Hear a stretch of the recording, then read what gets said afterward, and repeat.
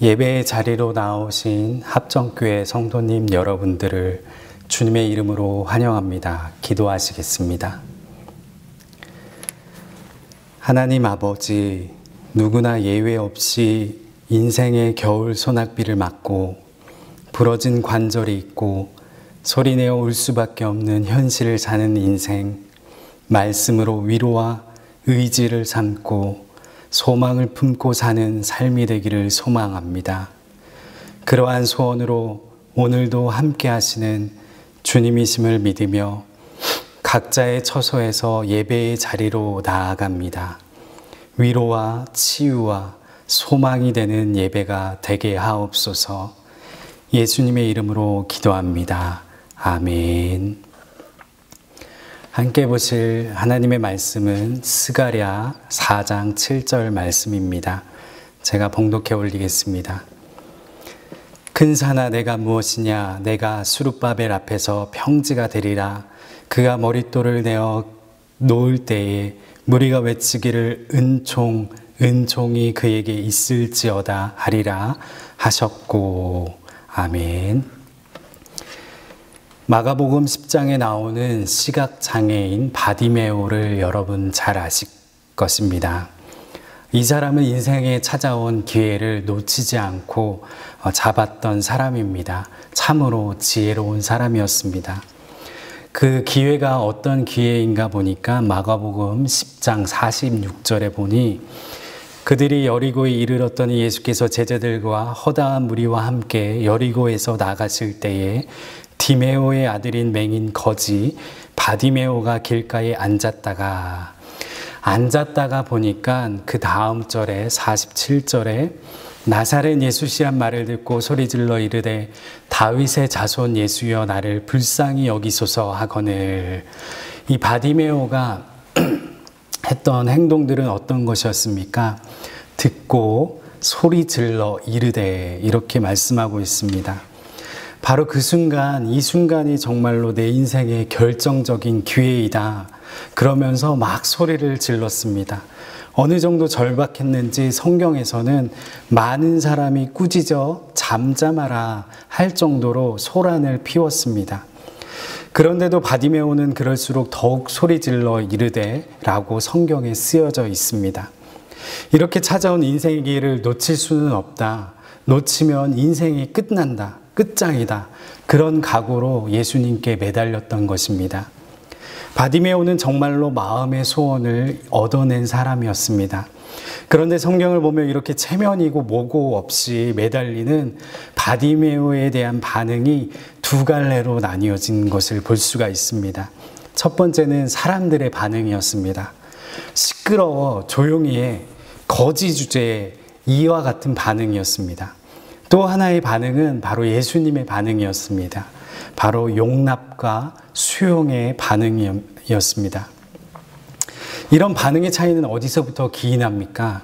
예수님의 관점이 바로 이 차이를 가져왔습니다.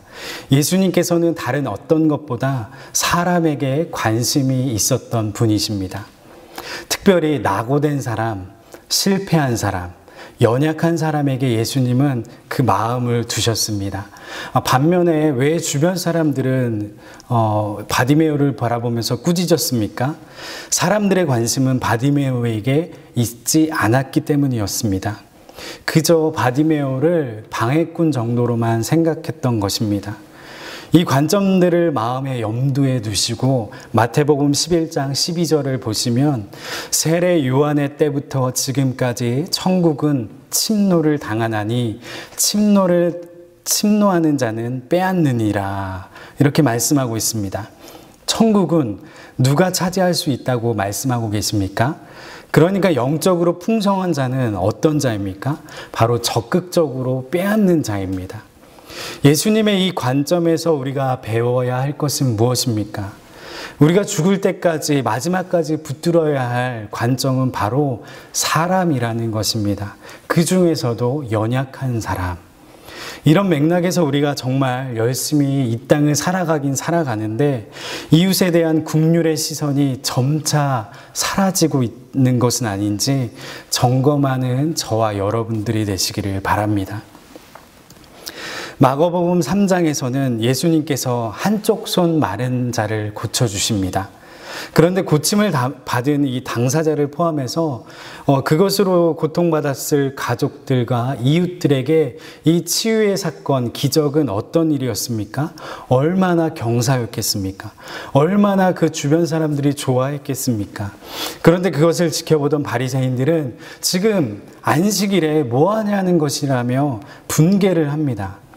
여러분, 얼마나 이 바리새인들이 딱딱한 종교인들이 되었는지 평생 소원인 손 고침을 받아 눈물을 흘리고 있는 그 상황에서 안식일에 일을 한다고 이러고 있는 것입니다. 여러분, 이 바리새인들 오죽 하나님을 얼마나 잘 믿고 싶었겠습니까? 하나님을 얼마나 잘 믿으려고 했으면 그 안식일을 그렇게 철저하게 지켰겠습니까? 그런데 모순도 이런 모순이 없습니다. 오히려 그 상황을 보고 예수님을 죽이겠다고 합니다. 여러분, 이 사건들이 주는 교훈이 무엇입니까? 굉장히 종교적인데 굉장히 열심히 예배는 잘 드리고 교회는 잘 나가는데 그 안에 예수님이 가지고 있었던 사람에 대한 열정이 없으면 우리도 그와 같은 그 바리새인이 될 수밖에 없다는 것을 경계하며 말씀하시는 겁니다. 이 항목에서 이 부분에 대해서 누구도 예외는 없습니다. 또 천국은 침노하는 자가 가질 수 있다고 말씀을 하셨습니다. 같은 무게로 영혼의 회복을 위해서는 이 정도로는 안 되겠다, 결단해야 한다는 것입니다. 우스갯소리로 이런 말씀들을 우리가 종종 하시죠. 오늘은 기도가 좀 잘 되는데 기도빨이 좀 받네, 이런 말들 하잖아요. 그러면 기도가 잘 되는 날에는 더 많이 기도하고, 오늘은 기도가 잘 안 되네, 다음에 기도 잘 될 때 더 하지 뭐, 이런 태도가 아니라요, 좀 더 적극적으로 영성이 살아있건 죽어있건 상관없이 침노해야 한다는 것입니다. 천국은, 은혜는 내가 잘한다고 가까워지고 좀 못한다고 멀어져 가는 것이 아니라 하나님께서 기회 주실 때 덥석 붙잡을 수 있도록 부단히 노력해야 한다는 것입니다. 그렇게 날마다 영이 성장하기를 기도합니다. 이런 맥락에서 오늘 본문 큰 사나 내가 무엇이냐, 이 말씀이요, 상징적으로 내 앞을 가로막고 있는 이 어떤 장애물들이 얼마나 많습니까? 우리가 이 땅을 살아가면서 얼마나 큰 산들이 많습니까? 어떤 인생이라서 이 큰 산이 없겠습니까? 수험생에게는 수능이 큰 산이 될 수 있겠고요, 취업 준비생에게는 취업이 큰 산입니다. 결혼도, 직장도, 가정도, 우리가 이 땅을 살아가면 수없이 우리 앞에 펼쳐지는 산들이 얼마나 많은지 모릅니다. 또 이렇게 국가적으로 전염병이 돌 때에 그것들을 향해 직시하며 선포하는 여러분들 되시기를 바랍니다. 큰 산아, 네가 무엇이냐? 너 정도가 무엇이냐? 하나님 사람인 내 앞에서 너는 무엇이냐? 이 선포가 여러분 삶 가운데, 여러분 예배 가운데 일어나기를 간절히 기도합니다. 그렇다면 큰 산이 무엇입니까? 두 가지 정도로 나뉘어 볼 수 있는데, 첫 번째로는 일반적인 장애물로서 실제적인 큰 산입니다. 앞서 말씀드렸던 실제적인 수능, 사업, 질병, 여러 가지, 여러분 바로 앞에 직면해 있는 그 큰 산들을 예로 들 수가 있습니다. 두 번째로 직시해야 할 큰 산은 영적인 장애물로서의 큰 산입니다. 로마서 3장 23절에 모든 사람이 죄를 범하였음에 하나님의 영광에 이르지 못하였더니, 바로 하나님 영광에 이르지 못하게 방해하는 죄, 이것이 바로 우리 삶 가운데 놓여져 있는 정말로 우리가 직시해야 할 큰 산이라는 것입니다. 여러분, 우리가 이 땅을 살아가며 인생에 있어서 목표가 다 있으실 텐데, 예수님을 믿는 우리가 정말로 궁극적으로 삼아야 할 가장 큰 목표가 무엇입니까? 바로 하나님 영광을 보는 것입니다. 하나님 영광을 누리는 것입니다. 이사야 6장 1절을 보면 우시야 왕이 죽던 해에 내가 본즉 주께서 높이 들린 보좌에 앉으셨는데 그의 옷자락은 성전에 가득하였고, 이렇게 말씀하고 있습니다. 이사야 시대가 어떤 시대였습니까? 온 나라가 썩어 빠진 시대, 타락의 극을 보이던 시대였습니다. 타락의 끝을 보이던 시대였습니다. 모두가 다 포기하고 큰 산 앞에 좌절하고 모두가 다 타락했기 때문에 아무런 희망도 없었던, 소망도 없었던, 포기하던 그때에 바로 이사야의 그 영안이 열리니까 그 땅이 하나님 영광이 드러나는 땅으로 보이더라는 것입니다. 여러분, 예수 믿었는데 생애에 단 한 번이라도 이렇게 가슴 터질 것 같은 하나님 영광을 경험해 보신 적 있으십니까? 예배드리다가 가슴이 벅차오르고 회개가 터져 나오고 눈물이 쏟아지고 그 하나님 영광이 압도되는 경험 여러분 있으십니까? 얼마 전 코로나 시대에 대한 강연을 우연히 들었는데 이 세 가지 문구가 기억에 남았습니다. 코로나 시대에는 세 가지 시기로 나뉜다는 것이 바로 그 강연의 요지였는데, 첫 번째로는 분리의 시기, 두 번째로는 경계의 시기, 세 번째로는 재결합의 시기라는 것입니다.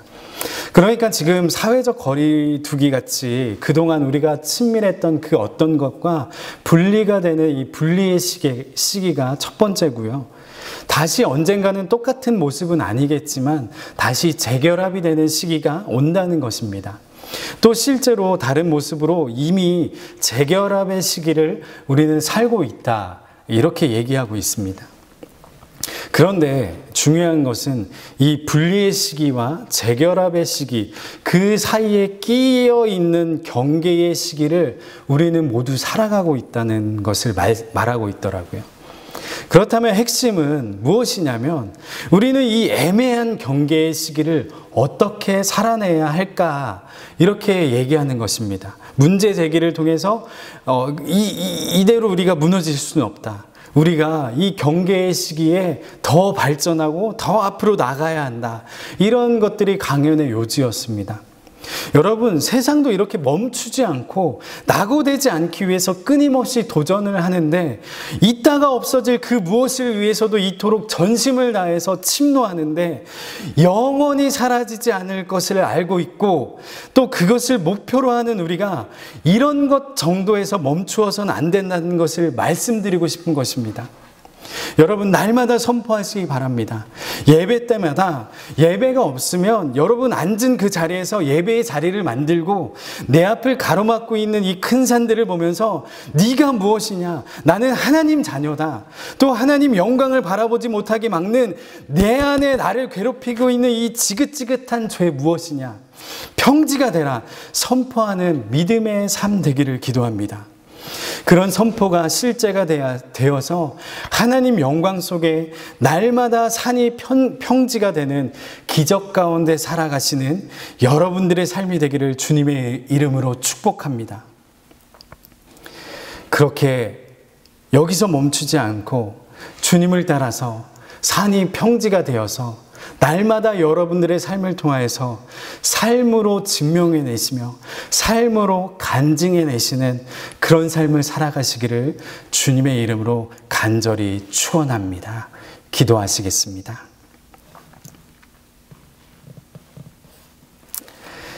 이 땅에서 행하신 주님의 행적을 따라 세상을 이기는 담대한 생을 살아가는 주님 자녀 되기를 원합니다.